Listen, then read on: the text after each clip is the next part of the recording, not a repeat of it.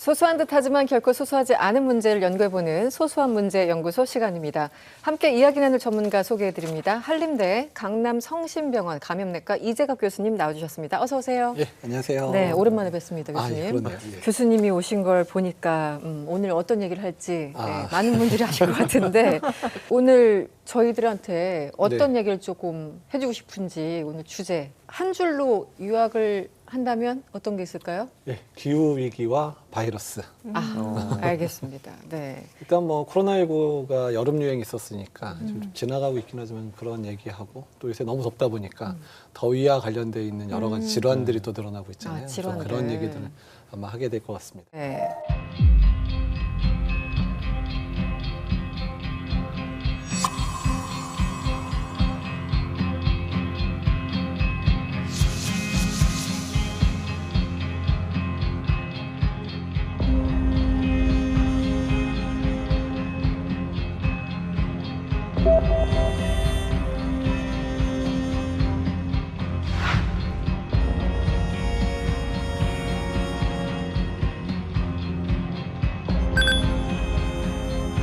share information on those.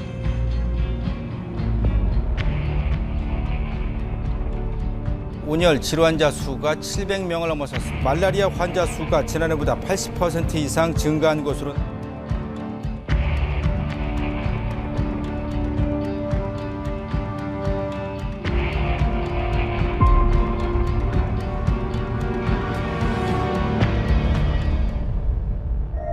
그런데 코로나는 일단 그 뭐 재유행이라고 해서 여러 기사를 저도 접하고 조금 겁나기도 한데 네. 어떻습니까 지금 상황이? 일단 이제 여름 유행이 있을 거라고는 다 예상을 하고 있었거든요. 근데 여름 유행이 예상보다 좀 크게 오기는 했고 이제 치료제와 관련돼 있는 수급 문제를 조금 이제 넉놓고 있었다고 보는 게 맞을 것 같은데 약이 한 2, 3주 정도 부족해서 실제로 이제 환자분들한테 공급이 좀 안 되던 네. 시기가 있습니다. 8월 마지막 그 2주 정도가 그랬었는데 이제 그런 상황이 겹치다 보니까 이제 사람들이 위기가 더 고조되는 느낌을 받게 됐고 거기다가 지금 이제 의정 갈등 문제 때문에 이제 병원에 인력이 부족하잖아요. 그러니까 그런 문제까지 겹치다 보니까 이제 뭐 코로나19 유행에 이제 약도 없어? 의사도 없네? 삼중고가 드러난 상황이 돼서 실제로 작년 여름 유행보다 아주 크지는 않았음에도 불구하고 의료계에서 느끼는 위기감이나 특히 고위험군들이 느끼는 위기감은 오히려 작년 여름보다 훨씬 더 심각한 오히려 코로나 한창일 때 환자 증가될 때 그런 느낌을 좀 받으셨던 것 같습니다. 그렇군요. 네. 그러면 우리가 2020년부터는 이제 겪어왔던 코로나가 있잖아요. 지금은 다른 변종이라고 얘기를 하는데 그때 코로나랑 지금 코로나는 어떻게 다를까요? 일단 지금은 이제 2022년도부터 유행을 했고 정말 대규모 유행을 했었던 오미크론 기억하시죠? 네. 오미크론의 하이변이 안에서 계속해서 지금 이제 가지를 치고 지금 계속 분지가 되고 있는 상황인데요. 일단 작년에는 뭐 XBB 계열이라고 해서 작년에 주로 주종이 이뤘는데 올해 초부터 JN1이라고 하는 새로운 변이가 유행을 했습니다. 근데 JN1에 한 손주쯤 되는 바이러스가 봄부터 나타나가지고 지금 KP2, KP3라고 해가지고 현재 전 세계에서는 이제 KP3가 거의 지금 주종으로 유행을 하고 있는 양상이어서 일단은 이제 아직까지 큰 주류에서는 오미크론의 하위 변이기는 하지만 그 안에서도 이제 정말 이제 작은 아버지, 큰 아버지 생기고 그 안에 손자 생기고 막 이런 상황이어서 지금 거기까지 와 있다 정도로 생각하시면 될 것 같습니다. 근데 아까 좀 치료제 이런 거 모자란다 이런 얘기를 하셨는데 저희도 이제 조금 시간이 지나다 보니까 이제는 마스크도 안 쓰지만 경각심이 워낙에 떨어져 있잖아요. 근데 네. 그러면 치료제나 백신이나 이런 거 또 만약에 폭발하게 되면 그때 가서 또 막 수급하느라고 힘들어지고 막 그러는 거 아니까 걱정되거든요. 그래서 겨울에 유행이 크지 않았으니까 아마 여름도 이 남은 약으로 버틸 수 있겠다. 사실은 이제 4월에 떨어지게 되면 아예 보험 급여화 시켜가지고 시장에다 그냥 풀려고 그랬었거든요, 약을. 보험을 이제 11월에 하겠다라고 이제 연기를 시켜놨는데 갑자기 유행이 커지면서 남았던 약이 다 써버린 거예요. 8월 말에 다행히 이제 26만 명 정도의 약이 들어오면서 현재는 약이 부족하지는 않은 상황인데 한참 유행이 클 때 약이 없다 보니까 실제로 의료진 중에서도 걸렸는데 약을 못 받으신 분들이 꽤 있습니다. 그러면 우리가 뭐 2021년, 2022년 걸쳐서 다 아마 백신을 했을 거예요. 근데 지금 백신이 지금의 코로나 병종에 효과가 있나요? 그러니까 코로나19 백신도 코로나19 바이러스가 계속 변이할 때마다 계속해서 업데이트가 되고 있습니다. 그래서 매년 이제 한 4월 정도에 WHO가 올해 가을에 이제 뭐 북반구는 어떤 코로나 바이러스 유행할 거니까 이렇게 백신을 만들어라라고 이제 지정을 하거든요. 물론 인플루엔자도 원래 그랬었어요. 코로나도 이렇게 하고 있어서 일단 이번에 만들어진 백신은 JN1에 해당되는 백신이어서 KP2나 3의 할아버지쯤 되다 보니까 JN1을 맞더라도 KP2, 3에 대해서는 어느 정도 효과를 볼 거라고 예상이 되고 있는 상황입니다. 그래서 코로나19 백신이든 인플루엔자 백신이든 간에 매년 업데이트된 백신을 접종을 해주셔야 그에 가장 효과적으로 질병을 예방할 수 있다라고 생각하시면 됩니다. 계속 업데이트, 업그레이드 하고 있고 어쨌든 매년 맞는 게 가장 좋다. 네, 코로나19. 코로나 유입 문자가 최근에 오기 전에 올 여름에 말라리아에 대한 문자도 좀 받으신 분이 계신 것 같은데 혹시 여기서 받으신 분 있으신가요? 말라리아 관련해서요? 네, 저는 받았습니다. 아 그래요? 여름에? 여름에 받았는데 네. 되게 무서웠습니다. 일단은 소리가 너무 크잖아요. 아 그래서 알람 네, 소리. 네. 알림 소리가 너무 커서 자다가 펄떡 일어나고 전쟁이 나는 건가 확인해 보니까 말라리아에 대한 원래 엄청 더운 나라에만 그런 전염병이 있는 줄 알았는데 네, 저도 지금 네. 여쭤보려고 했는데요. 갑자기 한국에서 말라리아 얘기를 하니까 약간 어떻게 된 거지? 예. 예, 많은 분들이 잘 모르시긴 하겠지만 네. 한국은 말라리아가 계속 발생한 토착국의 지위를 가지고 있는 국가. 착국입니까? 예, 예. 죄송합니다. 다만 이제 우리가 보통 말라리아 생각하면 이제 아열대 지역이나 열대 지역에서 발생하는 열대열 말라리아, 걸리면 뭐 한 10% 이상 사망하는 그 무서운 말라리아를 많이 생각을 하시는데요. 네네. 이렇게 사계절이 뚜렷한 지역이라도 이제 여름철에 이제 3일열 말라리아라 그래서 이제 열대열 말라리아보다는 아주 뭐 심하게 발생하지는 않지만 그렇다고 해서 아예 또 무시할 수 없는 그런 말라리아가 유행을 하고 있고, 근데 우리나라가 이제 90년대 초반까지는 말라리아가 거의 발생을 안 했었어요. 근데 안 했다가 90년대 중반부터 다시 말라리아 발생했는데 아마도 이제 많은 전문가들이 북한에서 먼저 유행했고 그러면서 북쪽에서부터 남쪽으로 계속 내려오고 있다고 생각을 하고 있거든요. 근데 이제 우리나라가 이제 북한하고 사이가 좋을 때는 우리나라가 이제 여러 가지 약도 주고 물품도 네네. 주고 이러면서 좀 컨트롤이 좀 됐었는데 최근 사이가 안 좋잖아요. 그러니까 약을 이제 못 주고 이제 사이가 안 좋고 이제 뭐 이렇게 지원을 못 하니까 북한에서 송재가 잘 안 되니까 이게 남한으로 넘어온 상황에서 계속 남한 내에서 계속 남쪽으로 좀 남하하고 있는 상황입니다. 그래서 워낙에는 이제 한강을 기준으로 한강 이북에서만 발생한다는 얘기가 원래 있었는데 지금 한강 이남에서도 이제 경기도에서는 분당이라든지 그다음에 한강 이남에 이제 서울 안에서는 양천구라든지 강서구라든지 이런 데도 이제 말라리아가 실제 발생하는 지역으로 올해부터 이제 등록이 돼서 이제 그런 쪽에서 계속 문자가 아마 그렇게 날라왔을 거거든요. 근데 저는 이제 요새는 보면 이게 뉴스 이런 데서 보면은 외국에 갔다 오지 않고 한국에만 계셨던 분인데 말라리아에 걸렸다 뭐 이런 보도들을 봤거든요. 실제로 그렇게 외국 여행이나 이런 게 상관없이 국내에서 토착으로 걸리는 경우가 많이 있나요? 일단 이제 뭐 케이스가 아주 많지는 않은데요. 우리나라에서 말라리아 연간에 한 1,000명에서 한 2,000명 사이 정도 발생을 하는데 그 중에 80%는 대부분 군인들이었습니다. 북한 쪽 네, 전방에. 군인들. 그러니까 사실 뭐 이제 휴전선 그 주변에 있는 군인들이었는데 이게 차츰차츰 내려오기 시작하면서 이제 일반인들이 걸리기 시작한 거고 보통 안양천길이 이제 가고 있는 그 라인 있잖아요. 네네. 그래서 그 라인에 해당되는 뭐 강서구, 양천구 다 지금 이제 위험적으로 분류가 되고 있는 상황이라서 저희가 이제 병원이 대림동 영등포구에 있잖아요. 근데 이제 네네. 그쪽에 사시는 분들이 많이 왔는데 저희 병원만 해도 올해 이제 금천구에 거주하시는 분하고 강서구 거주하시는 분 두 분이나 다른 지역 여행력 없이 걸려서 이제 입원을 하셨었거든요. 근데 일단은 이제 서울도 이제 안전한 지대는 아니다. 그리고 한국도 안전한 지대는 아니다라고 생각을 하실 때가 됐다는 겁니다. 그럼 한국에서 이렇게 발생을 하면은 그 말라리아는 예를 들어 증상이 좀 어떻고 입원까지 해야 되는 경우도 많이 있습니까? 처음에는 열이 뭐 아주 뭐 39도 40도 고열이 나는데 근데 2, 3일이 지나면 이제 열이 나는 패턴이 조금씩 고정이 되는데 하루 열 아주 막 심하게 나고 하루는 멀쩡하게 생활해도 될 정도로 아, 그래요? 하루는 막 죽도록 열이 나고 하루는 이제 막 멀쩡하고 이런 식으로 이제 하루 걸러 하루가 열이 나는데 근데 이제 한국에 있는 의사들도 말라리아 환자를 본 적이 별로 없잖아요.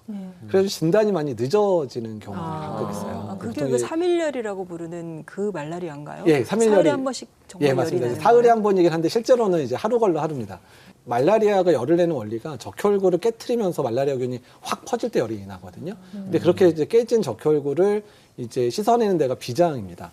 비장. 근데 이제 비장이 너무 찌꺼기가 많이 오니까 비장이 못 버티고 비장이 그냥 자동적으로 터져버리는 그런 합병증이 아주 드물지만 발생했는데 저희 병원에 실제로 그런 환자가 내원했거든요. 그러니까 비장 출혈인 거 모르고 잘못해서 하루 이틀 걸렸으면 정말 사망할 수도 있었던 상황일 수도 있어서 그러니까 드물지만 진단이 늦어지면 비장 출혈이라든지 뭐 이런 그런 아주 중증 합병증도 3일열 말라리아에서 올 수 있다라고 생각을 하셔야 됩니다. 그럼 보통 어떤 경로로 걸리게 되나요? 3일절 말라리아는 이제 말라리아 모기에 물렸을 때 이제 물렸을 때만? 걸리는 건데 이제 지금 그 말라리아 모기가 서울 전역에서 사는 건 이미 이제 알려진 사실이고, 네. 근데 주로 이제 그 농도가 많은 이제 밀도가 높은 지역들이 주로 경기도와 강원도에 많이 몰려져 있기는 하거든요. 다만 한국에서 걸릴 수 있는 모기의 특징 3일절 말라리아는 한 가지 문제가 바로 이제 뭐 잠복기 1, 2주 거쳐서 발병하는 경우도 있지만 가끔은 간에 숨어 있다가 한 6개월 있다가 1년 있다가 발병할 수도 있는 그런 문제가 있어서 정말 그러면 아무도 기억 못하죠. 내가 뭐 경기도나 강원도 갔었는데 6개월 있다가 열나면 사실 그런 문제 때문에 진단이 늦어지는 사람들이 많이 늘어나거든요. 그래서 우리나라의 말라리아는 약간 이제 레이턴트 피리어드라 그래가지고 잠복기가 상당히 길어질 수 있는 특성이 있어서 이유 없이 고열이 계속 나는 경우는 이제 이런 거를 진단할 수 있는 의사 선생님 상의에서 말라리아도 꼭 간별 진단에 넣어야 된다 생각하시면 될 것 같습니다. 사실 이제 지금 기후도 계속 변하고 우리나라에서 예전에 볼 수 없었던 병들도 뭐 네. 생기는 것 같기도 하고, 말씀하신 것처럼 말라리아 이외에도 우리나라에서 의외로 자주 발생하는 병이 계절별로 또 어떤 게 있을까요? 이제 계절별로는 여름철 같은 경우는 이제 말라리아라든지 뭐 일본 뇌염 같은 경우가 있고요. 그리고 이제 가을철 이제 얼마 안 남았잖아요. 이제 특히 이제 추석 연휴 앞두니까 성묘도 하게 되면 가을철 뭐 3대 열성 질환 이렇게 잡히는 질환들이 있습니다. 대표적인 게 찌찌가무시, 특히 이제 진드기에 물려서 걸리는 거, 그다음에 한탄 바이러스에 생기는 유행성 출혈열, 그리고 그다음에 렙토스피라라는 이제 세균에 걸리는 렙토스피라증, 이렇게 세 가지가 가을철 3대 열성 질환인데 이게 대부분 야외에서 활동하다 걸릴 수 있는 질환이기 때문에 10월달 넘어가기 시작하면 뭐 이제 감 따러 가도 가고 밤 따러 가시고 이런 분들 많으시잖아요. 그런 거 하다가 감염이 돼가지고 이제 병원에 오시는 분이 상당히 많습니다. 아까도 그 모기에 대해서 말씀을 하셨는데 또 제가 찾아보니까 지구 평균 기온이 1도 상승할 때마다 감염병 발생 위험이 4.7%로 올라간다고 통계 자료에 나와 있는데, 그러면 이런 기후 위기와 또 모기 매개 감염병이 어떤 관계가 있을까요? 일단 이제 기후 변화, 특히 이제 지구 온난화와 관련돼 있는 부분들에 해당되거든요. 근데 이제 지구 온난화뿐만 아니라 환경 파괴 부분이 다 이제 들어가 있습니다. 첫 번째, 지구 온난화 자체에서 이제 온도가 1도씩 올라갈 때마다 모기가 살 수 있는 지역의 범위가 늘어나는 거죠. 그래서 한국도 뭐 지금처럼 이제 기후 위기에 대해서 신경 안 쓰게 되면, 전 세계 신경 안 쓰면 한국도 30년에서 50년 사이 아열대 기후 될 거다. 그래서 댕기열이 토착화 될 수 있겠다. 이렇게 얘기를 하고 있는 문제들이 있거든요. 그래서 일단 기후 위기가 첫 번째 위기고요.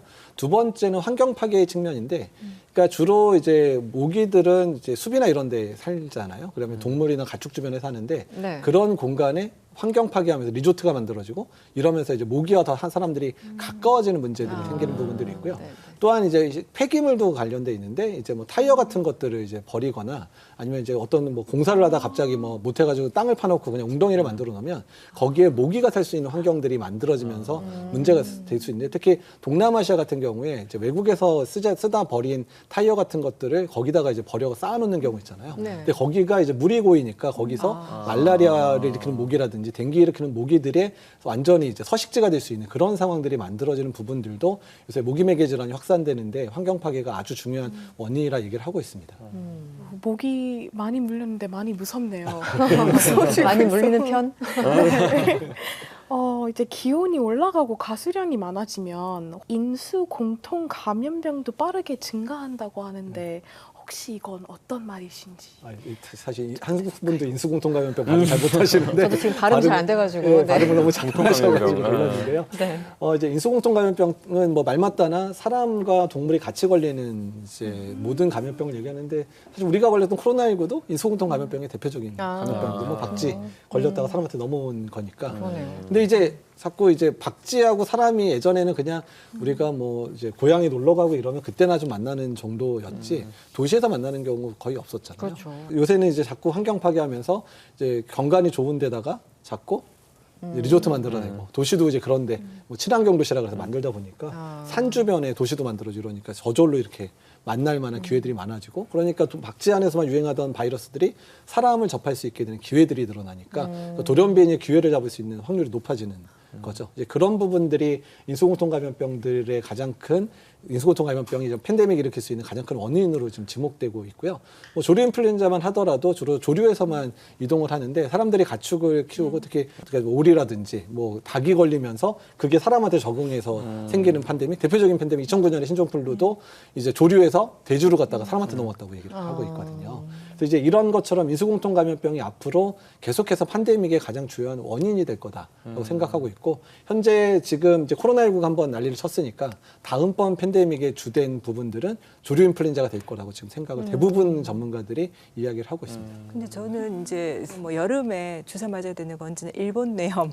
근데 그런 것들만 생각했었는데 모르는 사이에 그 일본 내염도 뭐 그 모기 서식하는 범위가 되게 늘어나고 있다 그런데 그게 사실이에요? 예, 맞습니다. 이제 모기들도 이제 기후 변화에 적응을 하고 있고 도시화에 적응을 하고 있는 상황이어서 이제 보통 작은 진모기이기는 해서 원래 집에 사는 모기이기는 하지만 주로 가축들이 많은데 사는 모기들이었거든요. 근데 이게 이제 도시에 적응해서 사실 그 모기가 생긴 걸로 뭔가 구분이 되고 좀 이런 이제 빨간 진모기여서 약간 빨간빛 빨간색이에요. 띄고 조그만 모기입니다. 그래서 진모기. 그래서 집에서 제일 많이 보는 모기하고는 좀 다르지만 색깔이 집에서 많이 보는 모기가 약간 빨간빛을 띈다 그러면 그게 이제 빨간 진모기에 해당되거든요. 보통 이제 노란 모기 보시잖아요. 근데 이제 빨간색 뜨면 그 진모기가 빨간색이면 이제 빨간 진모기, 이제 일본 내에 옮기는 모기가 되고요. 모기 날아다니면 유심히 어떤 색인지. 두 번째는 댕기열의 매개가 되는 이제 순모기 계열들은 원래 이름 따라 숲에서 살던 모기인데요. 얘네들이 환경 적응을 되게 잘하는 모기여서 이제는 동남아시아의 웬만한 도시에서도 다 적응을 해서 살고 있습니다. 그건 어떻게 생긴 걸로 구분이 안 되나요? 네, 순모기 계열들은 이제 조금 진모기보다는 좀 커요. 그래서 큰데 어쨌든 모양이 좀 말로 설명하기는 좀 어렵고요. 말로 설명이 네. 어려운.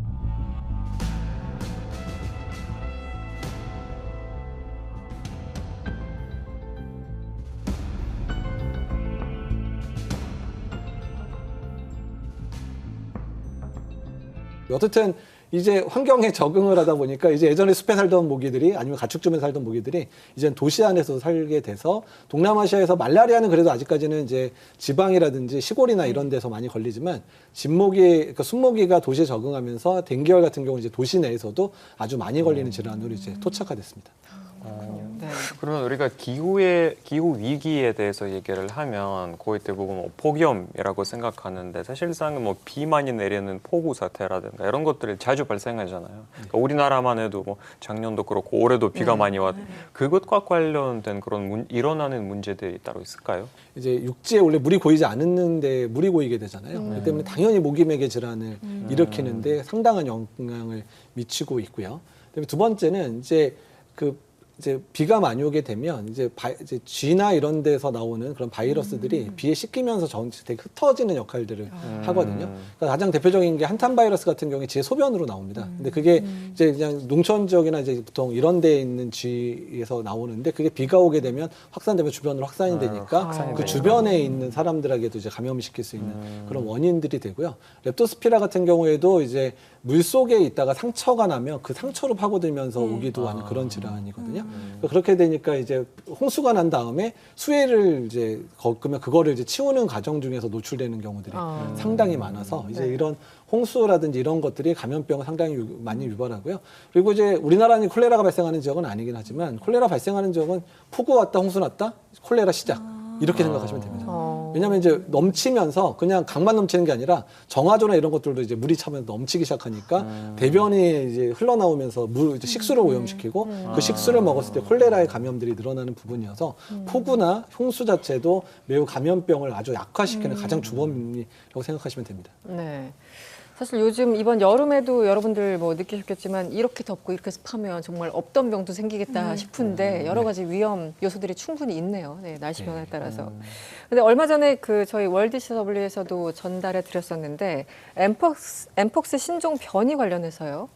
이 공중보건 비상사태가 선포된 바도 있었는데 지금 다시 한번 좀 여쭤볼게요. 이 엠폭스 확산 지금 어느 정도인 건지. 네. 그러니까 이제 2022년도보다는 저희가 더 긴장을 해야 되는 상황이라고 말씀을 드릴 수 있는데요.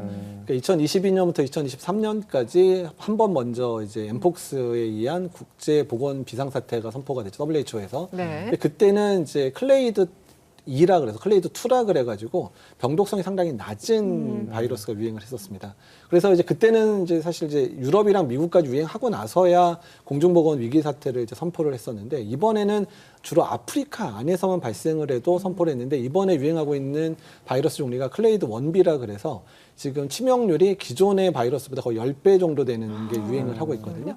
그래서 예를 들면 지금 DR 콩고 같은 경우는 15,000명 정도의 환자가 발생했는데 500명 넘게 이미 사망을 했습니다. 그래서 이미 4% 넘는 치명률이어서 그래서 이게 만약에 2022년처럼 이제 전 세계적으로 확산되는 일이 있으면 그때는 거의 뭐 우리나라 사망자 명도 발생 안 했고 그냥 뭐 이제 유럽이나 미국처럼 의료가 좋은 국가에서는 한두 명 사망하는 수준 정도로 끝났지만 이번에 유행하게 되면 상당히 많은 사망자가 나타날 수도 있기 때문에 그래서 WHO가 선제적으로 아프리카의 내에서의 유행 상황만 보고도 폐익이라 그래서 국제 비상사태를 선포했다고 보시면 됩니다. 아니 근데 이렇게 기후 변화랑 오늘 전염병 얘기를 해주시는 거잖아요. 네. 근데 이렇게 뉴스나 이런 거 보면은 물론 이제 뭐 가상의 시나리오긴 하지만 약간 좀 공상과학 영화스럽기도 한 뭐 영구 동토층, 시베리아 이런 게 녹아가지고 이렇게 바이러스가 막 이렇게 대기적으로 풀려난다라든가 되게 무서운 얘기들이 많이 나오는데 실제로 그런 게 현실 가능성이 있는 거예요? 그러니까 가능성이 없다라고 얘기할 수가 없는 상황이라 뭐가 숨겨져 있을지 모르는 상황인데 그게 이제 녹기 시작하면서 그 안에 있는 바이러스들이 다시 활동을 가질 수 있는 상황인데 일례로 1918년에 스페인 독감 기억하시잖아요. 근데 스페인 독감의 바이러스를 현재 시대에 그 바이러스 가질 수가 없잖아요. 근데 그 바이러스를 검출할 수 있었던 것 중에 하나가 그 당시에 에스키모인 한 명이 이제 사망했었던 것 같은데 동토 안에 갇혀 있었는데 우연히 이제 이제 시체가 발견돼가지고 이제 뭐 부검하고 이러는 과정 중에서 확인했더니 스페인 독감에 걸려 있는 그 바이러스를 검출해 본 적이 있거든요. 그러니까 뭐 이렇게도 발견되는 상황인데 그 안에 원시의 어떤 바이러스가 사람한테 문제를 일으킬 수 있을지 이 부분은 전혀 그러니까 오히려 더 문제가 알면 오히려 우리가 준비하기가 우리가 좋은데 전혀 여태까지는 몰랐던 바이러스들이 그러니까요. 있을 수 있다. 네, 그러니까 전혀 모르는 상황이기 때문에 오히려 더 저희가 좀 두려워할 수 있는 상황이라 말씀드릴 수 있는 거죠. 네. 요즘 좀 가장 염려해야 하는 질병 다시 한번 좀 각인시켜 주시면 어떤 게 있을까요?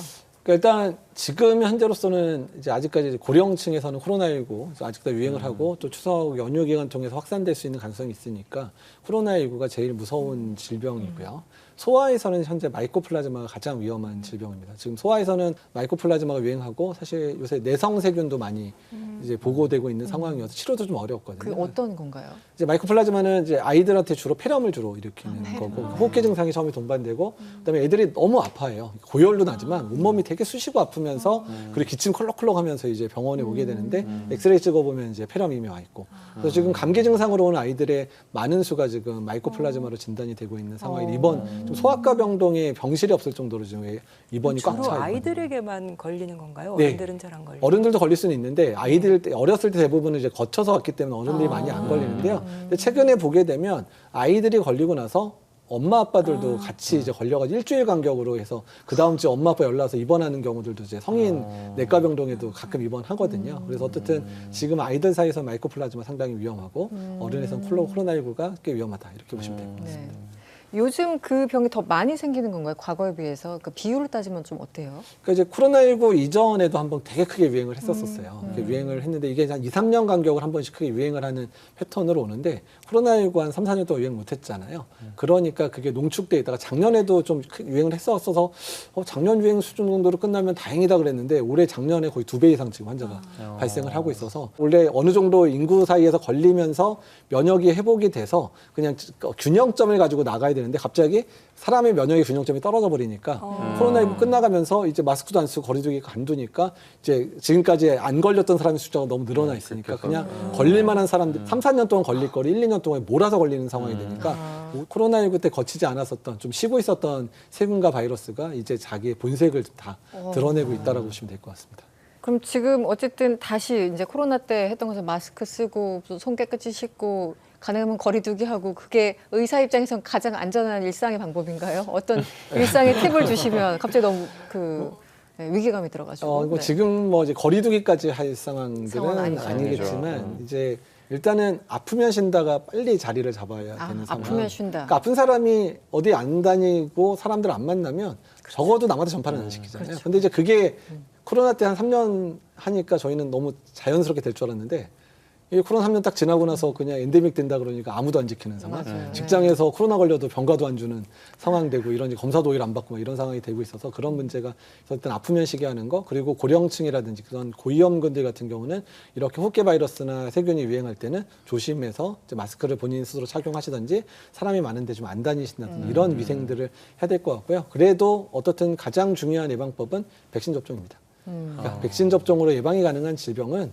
그러니까 굳이 불안에 떨면서 네. 뭐 마스크 쓸까 말까 뭐 이런 부분 고민하기 나도 이전에 걱정하고 있었어요. 그 박사님께서 주사 맞으라고 하실까. 예. 근데 백신 접종은 가장 확실한 그리고 가장 비효과적인 예방법이기 때문에 어쨌든 이번에 이제 10월 11일부터 독감 예방 접종과 코로나19 예방 접종 65세 이상 어르신 그다음에 독감은 또 이제 초등학생 이하의 아이들에 대해서 무료 접종이 시작이 되거든요. 10월부터요? 10월 11일부터 이제 동시 그다음에 올해는 특히 코로나19 예방 접종과 독감 예방 접종 65세 이상에 대해서는 동시 접종이 시작이 됩니다.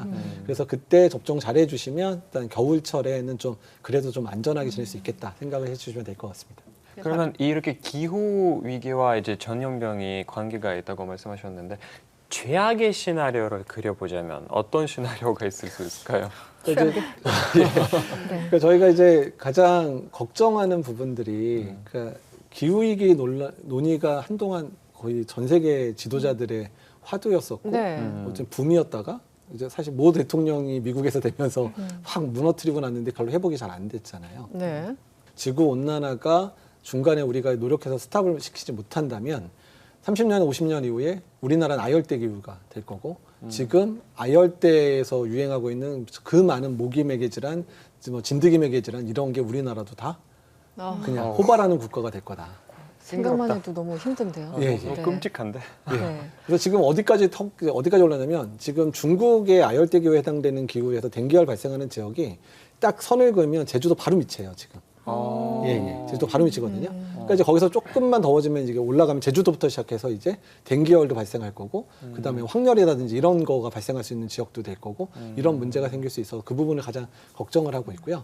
두 번째는 지구 온난화와 이런 과정들 속에서 환경 파괴들이 더욱더 지속한 상황이 된다 그러면 20세기에는 팬데믹 딱 2번 있었거든요. 큰 팬데믹, 인플루엔자에 의해서. 근데 네. 지금 21세기에 이미 코로나19 한 번 겪었고, 그다음에 이제 인플루엔자 2009년에 겪어서 10년 간격으로 이미 2번 겪었단 말이에요. 이렇게 되면 거의 매 10년마다 새로운 팬데믹을 겪는 상황들도 맞닥뜨릴 수도 있겠다라는 상황. 정말 끔찍하지만 그럴 수도 있다는 그런 얘기들이 있어서 당장 내일, 당장 내년에 뭐 조류 인플루엔자형 팬데믹이라든지 또는 새로운 코로나형 팬데믹 언제든 올 수 있다고 생각을 하고 있어서 이런 부분들이 다 기후 위기라든지 환경 파괴랑 다 연관돼 있다라고 생각하시면 될 것 같습니다. 교수님이 그 코로나 시기에 그 몇 년 동안 매일같이 방송에 나와서 하신 얘기가 예. 점점 주기가 짧아지고 네. 더 강력한 것들이 온다 네. 경고해 주셨잖아요. 네.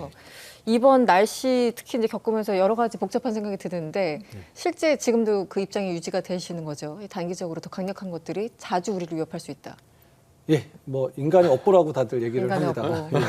특히 뭐 이제 뭐 생태학 하시는 뭐 최재성 교수님들도 계속 얘기하는 거지만 그렇죠. 네. 사람들이 만들어 놓은 환경 또 사람들이 만들어 놓은 기후 변화들이 이제는 그게 다 이제 대가로 돌아올 거다라는 부분. 그래서 이제는 인수공통 감염병이라든지 모기매개 감염병 같은 것들이 이제는 남의 얘기가 아니라 바로 우리의 얘기가 되는 시절이 올 거다. 그래서 이제는 인간들이 우리가 이제 공상과학 영화 같은 거 보면 가끔 뭐 전 세계가 폐허가 돼 있다든지 네, 네. 뭐 설국열차처럼 완전히 뭐 그렇죠. 빙하기가 와 있다든지 이런 거를 상상을 하는데 오히려 그런 거의 상상보다는 오히려 감염병 때문에 인류가 계속해서 고통스러운 상황을 겪는 이런 부분들을 더 상상하시는 게 맞다는 생각이 듭니다.